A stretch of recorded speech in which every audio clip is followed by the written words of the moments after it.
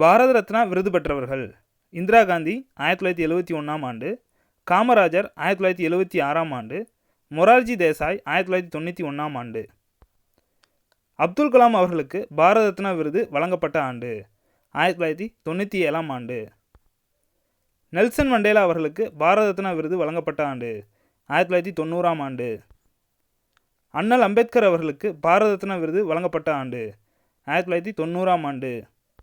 எம்.ஜி. ராமச்சந்திரன் அவர்களுக்கு பாரத ரத்னா விருது வழங்கப்பட்ட ஆண்டு: 1988ஆம் ஆண்டு.